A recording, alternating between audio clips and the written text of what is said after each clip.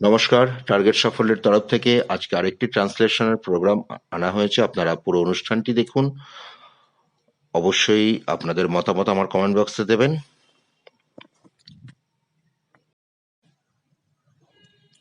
আজকের অনুচ্ছেদটি বিভূতিভূষণ বন্দ্যোপাধ্যায়ের আরণ্যক উপন্যাসটি থেকে নেওয়া হয়েছে। অত্যন্ত বিখ্যাত উপন্যাস, আপনারা জানেন। এই উপন্যাসের একদম প্রথম পরিচ্ছদের প্রথম অনুচ্ছেদ থেকেই অনুবাদের জন্য নেওয়া হয়েছে। 15-16 বছর আগেকার কথা। বিএ পাশ করিয়া কলিকাতায় বসিয়া আছি। বহু জায়গায় ঘুরিয়াও চাকুরি মিলিল না। সরস্বতী পূজার দিন। মেসে অনেক দিন ধরিয়া আছি, তাই নিতান্ত তাড়াইয়া দেয় না। কিন্তু তাগাদার উপর তাগাদা দিয়া মেসের ম্যানেজার অস্থির করিয়া তুলিয়াছে। মেসে প্রতিমা গড়াইয়া পূজা হইতেছে, ধুমধামও মন্দ নয়। সকালে উঠিয়া ভাবিতেছি আজ সব বন্ধ। দু একটা জায়গায় একটু আশা দিয়াছিল, তা আজ আর কোথাও যাওয়া কোনো কাজের হইবে না। বরং তার চেয়ে ঘুরিয়া ঘুরিয়া ঠাকুর দেখিয়া বেড়াই। আমরা প্রথমে অনুচ্ছেদটিকে ছোট ছোট সেন্টেন্সে ভাগ করে নেব। তো প্রথম বাক্যটি কি আছে? 15-16 বছর আগেকার কথা। আগেকার কথা, তো কথার এখানে ইংলিশ, এটা কথা মানে বলতে বিষয়কে বোঝানো হয়েছে। এখানে আমরা কনটেক্সট ব্যবহার করতে পারি বা সাবজেক্ট ব্যবহার করতে পারি। এই ধরনের সেন্টেন্সটিকে নানা রকম ভাবে করা যেতে পারে। তো প্রথমে যদি কনটেক্সট দিয়ে আমরা করি, অবশ্যই এটি পাস্ট ইনডিফিনিট টেন্স হবে। It was a context of 15 or 16 years ago। সাদামাটা সেন্টেন্স। সেন্টেন্সটিতে যদি কনটেক্সট বা সাবজেক্টকে ব্যবহার না করি, ম্যাটারকেও ব্যবহার করার দরকার নেই। আমরা যদি সেন্টেন্সটিকে এইভাবে লিখি, ইট ওয়াজ 15 or 16 years ago, তাহলেও সেন্টেন্সটির অর্থগত বা ভাবগত খুব একটা পরিবর্তন হবে না। তো দুটি সেন্টেন্সের মধ্যে যে কোনো একটি আপনারা লিখতে পারেন। ইট ওয়াজ 15 or 16 years ago, অথবা it was a context of 15 or 16 years ago। BA পাশ করিয়া কলিকাতায় বসিয়া আছি। এখানে বসিয়া আছি বলতে যদি আপনারা আক্ষরিক, আমি যেমন বারবার বলি যে আক্ষরিক ট্রান্সলেশন, আক্ষরিক অনুবাদ কখনো হয় না। দেখুন এই সেন্টেন্সটাই তার সব থেকে বড় প্রমাণ হয়ে যাবে। বসিয়া আছি কি বলবেন? কে I I sat in Kolkata, তার কোনো মানেই হয় না। বা I was sitting in Kolkata, তারও কোনো মানে নেই। তো এখানে হচ্ছে কলকাতায় বসিয়া আছে, তার কাছে কোনো চাকরি নেই। এটা আসলে আরণ্যক গল্পটির যিনি কথক, তার নাম হচ্ছে সত্যচরণ দাস। তিনি নিজের সম্বন্ধেই বলেছেন। অনেক ক্ষেত্রে মনে করা হয় যে বিভূতিভূষণ বন্দ্যোপাধ্যায়ের এটা নিজে আত্মজীবনী। যাই হোক, তো ইনি বেকার হয়ে কলকাতায় বসে আছেন, তার কাছে কোনো চাকরি নেই। তো সেক্ষেত্রে আমরা লিখতে পারি I passed BA but I dwelt in Kolkata without any job. Without any জবের জায়গায় জবলেসও লেখা যেতে পারে। পাস্ট ইনডিফিনিটিভ টেন্সটি করেছি, কিন্তু এই সেন্টেন্সটিতে দেখা যাক এই সেন্টেন্সটি যে লেখা হয়েছে সেটা কম্পাউন্ড সেন্টেন্স। সেন্টেন্সটিকে যদি একটু চেঞ্জ করে দেওয়া যায়, আমরা যদি জিরান্ডিয়াল নাউনকে ব্যবহার করি, তাহলে কম্পাউন্ড সেন্টেন্সটি সিম্পল সেন্টেন্স হয়ে যাবে। কেমন হবে এটা? After passing BA I was in Calcutta as unemployed. এখানে দেখুন আমি কলকাতাকে ক্যালকাটা ব্যবহার করেছি। তার মূল কারণ হলো যে সেই সময়ে কলকাতা নামের শব্দটির ব্যবহার হতো না। যেটা হতো সেটা হচ্ছে ক্যালকাটার ব্যবহার হতো, যে কারণে তার সঙ্গে সঙ্গতি রেখেই ক্যালকাটা ব্যবহার করা হয়েছে। আবার সেন্টেন্সটিকে যদি আমরা একটু অন্যরকম ভাবে করতে পারি, কে I stayed at Kolkata after passing BA. আগের দুটোতে যে লেখক যে বেরোজগার ছিলেন, মানে তার কাছে কোনো চাকরি ছিল না, সেটা পরিস্ফুট হয়ে ওঠে। আর দ্বিতীয় আর লাস্টের যে সেন্টেন্সটা দিলাম সেটা হচ্ছে বিএ পাস করে তিনি এমনি কলকাতায় বাস করছেন। তো সেক্ষেত্রে প্রথম দুটো সেন্টেন্স ভাবের দিক থেকে একদম সঙ্গতিপূর্ণ। লাস্টের সেন্টেন্সটা ওই something is better than nothing টাইপের। লেখা যেতে পারে যদি সেই সময় মাথায় পরীক্ষার সময় যদি কোনো কিছু মাথায় না আসে। বহু জায়গায় ঘুরিয়াও চাকুরি মিলিল না। বহু জায়গায় ঘুরিয়া, তো এখানে সার্চিং, লুক ফর দুটোই হতে পারে। অবশ্যই পাস্ট ইনডিফিনিট টেন্সে হবে। তো সেন্টেন্সটা আমরা কিভাবে লিখবো? I fail to secure a job, চাকরির ক্ষেত্রে ব্যর্থ হলো। আফটার সার্চিং মেনি প্লেসেস, সার্চকে জিরান্ডিয়াল ফর্মে সার্চিং করে দেওয়া হলো বহু খোঁজাখুঁজির পরেও। তো সেন্টেন্সটি যে ঘুরিয়া, ঘুরিয়া কথাটিকে যদি আমরা একটু প্রমিনেন্ট মানে সেন্টেন্সটাকে যদি ব্যবহার করতে চাই, কারণ প্রথম যে সেন্টেন্সটা আমি লিখলাম সেটা সাধারণ সেন্টেন্স, সঙ্গতিপূর্ণ অর্থের সঙ্গে, সেন্টেন্সের যে অর্থটা, বাক্যের যে অর্থটা তার সঙ্গে সঙ্গতিপূর্ণ, কিন্তু আরেকটু যদি সেটাকে সুস্পষ্ট করা যায় তাহলে সার্চিং এর সাথে সব থেকে ভালো ওয়ার্ড যেটা ব্যবহার হবে সেটা হচ্ছে স্ট্রাগল। স্ট্রাগল না, স্ট্রাগল, STRAGGLE, স্ট্রাগল। সেন্টেন্সটাকে একটু চেঞ্জ করে দিই, I got a job know where, কোথাও চাকরি পাইনি। Even after struggling many places, struggling কথাটার অর্থ হচ্ছে একটা কোনো একটা জিনিসের জন্য হন্যে হয়ে খোঁজা এবং খোঁজার পরে তাতে ব্যর্থ হওয়া, সেক্ষেত্রে মানে অনেক খুঁজলাম কিন্তু কিছু পেলাম না, সেরকম ক্ষেত্রে স্ট্রাগল ইউজ হয়। আমরা এখানে ওয়াক ব্যবহার করতে পারি, হেঁটে হেঁটে ঘুরে বেরিয়েছে, র্যাম্বল ইউজ করতে পারি, কিন্তু পারফেক্ট যে ওয়ার্ডটা একদম সুইটেবল ওয়ার্ড সেটা হচ্ছে স্ট্রাগল। সরস্বতী পূজার দিন, পাস্ট ইনডিফিনিট টেন্স, সিম্পল সেন্টেন্সে লিখতে হবে it was the day of Saraswati Puja. এবার সেন্টেন্সটা যদি গার্নিশিং করা যায়, সরস্বতী পূজা একটা পবিত্রময় দিন, সেই হিসেবে যদি কেউ এইভাবে লেখে, it was an auspicious day of worshipping goddess Saraswati. Not bad, ভুল ভুল নয়, ঠিক আছে সেন্টেন্স। এই যে সেন্টেন্সটা একটু গার্নিশিং হয়ে যাবে, একটু সুন্দর হবে শুনতে, কারণ বিভূতিভূষণ বন্দ্যোপাধ্যায়ের লেখা, এবং মনে রাখবেন যে বিভূতিভূষণের যে ব্যবহার সেন্টেন্সের, তাতে যদি কেউ আক্ষরিকভাবে যদি ট্রান্সলেশন করতে যায় সেই ট্রান্সলেশন কিন্তু ভুল হয়ে যাবে, তার মানে কিন্তু সুস্পষ্ট হবে না। কারণ পরবর্তী সেন্টেন্সগুলো দেখবেন সরস্বতী পুজোর জন্যই তার সেই দিন চাকরি খোঁজার কোনো দরকার পড়ে, চাকরি খুঁজতে উনি যাননি। তো এখানে যদি কেউ সেন্টেন্সটা এইভাবে লেখে যে it was an auspicious day of worshipping goddess Saraswati, তো তাতে কোনো সমস্যা নেই, সেন্টেন্স একদম সুস্পষ্ট এবং অর্থ পুরোপুরি বহন করবে। পরের বাক্য, মেসে অনেকদিন ধরিয়া আছি তাই নিতান্ত তাড়াইয়া দেয় না। বেকার মানুষ, টাকা দিতে পারছে না, তো মেস থেকে তাড়িয়ে দেওয়াই স্বাভাবিক।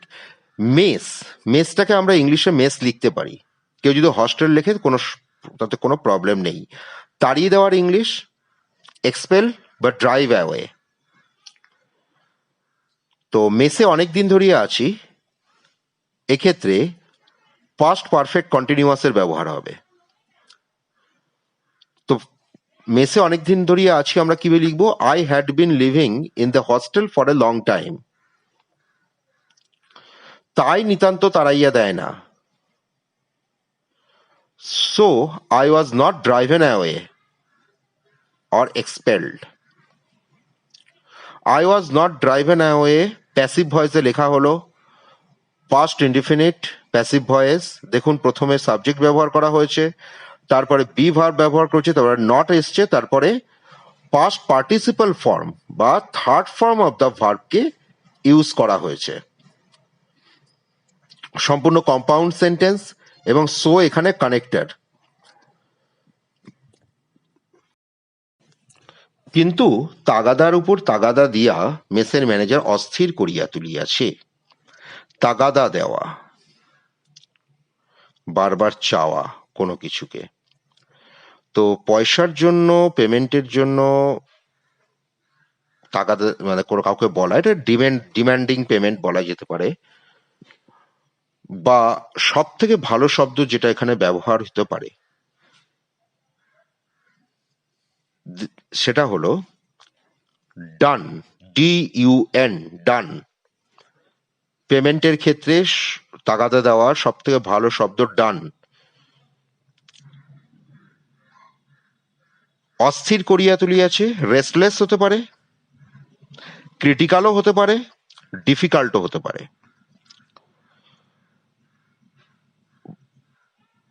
তো সেন্টেন্সটা লিখতে পারি, বাট দ্য হস্টেল ম্যানেজার বা mess manager made my life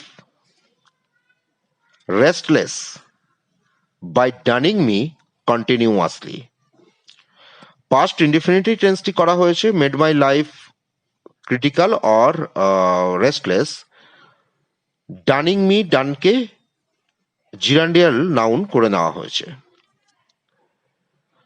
ক্রিটিক্যালের জায়গায় কেউ যদি ডিফিকাল্ট লিখতে পারে ক্রিটিক্যাল বা রেস্টলেসের জায়গায়, ঠিকঠাক থাকবে, কোনো অসুবিধা হবে না। সেন্টেন্স মোটামুটি সেম অর্থই, একই অর্থই বহন করবে। Hostel manager, hostel manager hostel ম্যানেজারই থাকবে, এটাকে হস্টেল অ্যাডমিনিস্ট্রেটর করার কোনো দরকার হবে না। হস্টেল ম্যানেজার বা মেস ম্যানেজারই সাবজেক্ট হিসেবে ব্যবহার করবেন।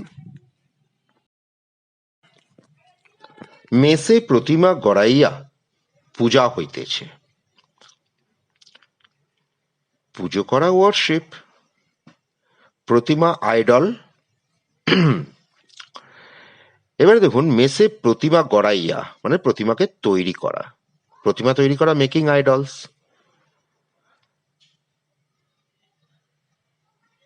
পূজা হইতেছে, অবশ্যই এটি পাস্ট কন্টিনিউয়াস টেন্স এবং প্যাসিভ ভয়েস।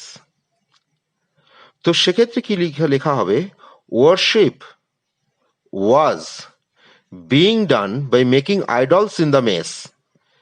ওয়াজ বিং ডান, আমরা পাস্ট কন্টিনিউয়াস টেন্সের যদি প্যাসিভ ভয়েস দেখি তাহলে প্যাসিভ ভয়েসের ফরম্যাটটা কি, প্রথমে আসছে অবজেক্ট, তারপরে বিভার্ব, তারপরে বিইং, অলওয়েজ বিইং। বিভার্ব মানে হচ্ছে ইজ, অ্যাম, ওয়াজ, ওয়ার কিছু একটা আসবে। পাস্ট টেন্স আমরা ওয়াজ বা ওয়ার ব্যবহার করছি, প্লুরালের ক্ষেত্রে ওয়ার, সিঙ্গুলারের ক্ষেত্রে ওয়াজ।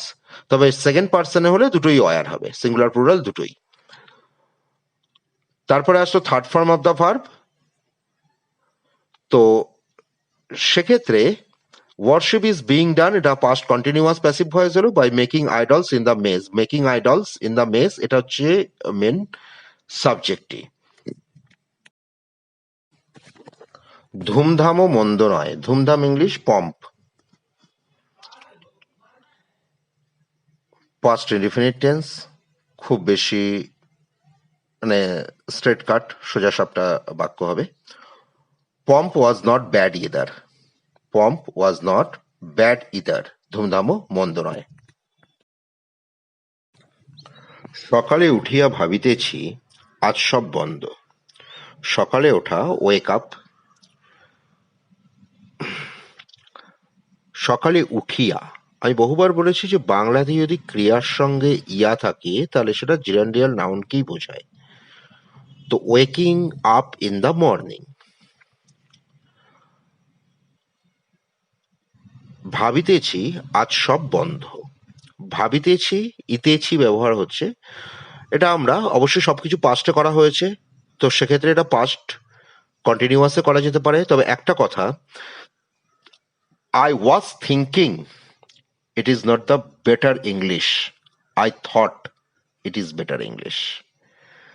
কারণ সেই ভার্বগুলোরই কন্টিনিউয়াস যথাযথ হয়। আপনারা যদি যারা ইংলিশ লিটারেচারের সঙ্গে একটু মানে টাচ রাখেন তারা জানবেন এটা ঘটনাটা, যে ভার্বগুলোর কোনো কন্টিনিউইটি হয় না, থিঙ্কের কখনো শুরু আর শেষ হয় না, তো সেক্ষেত্রে কন্টিনিউয়াস টেন্স হতে পারে না। কেউ যদি লেখে কি waking up in the morning I was thinking all would remain close today, আক্ষরিকভাবে এটা ভুল নয়, বাট বেটারে যদি বলা যায় তাহলে waking up in the morning I thought all would remain close today. সেন্টেন্সটিকে যদি একটু চেঞ্জ করে দেওয়া যায়, আমরা থটকে ব্যবহার করব না, তাহলে আমরা ফিগার ব্যবহার করতে পারি। রিমেন ক্লোজকে স্টে শার্ট টুডে, তাহলে সেক্ষেত্রে সেন্টেন্সটা হবে waking up in the morning, I figured all would stay shut today. Remain closed বা stay shut দুটো মানেই বন্ধ, সব বন্ধ।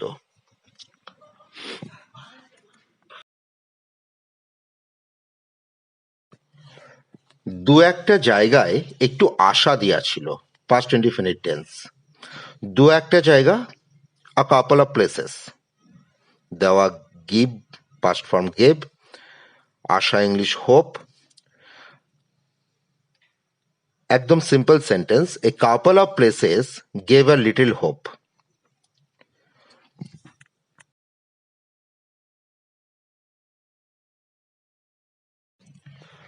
তা আজ আর কোথাও যাওয়া কোনো কাজের হইবে না, এটা সম্ভাবনা।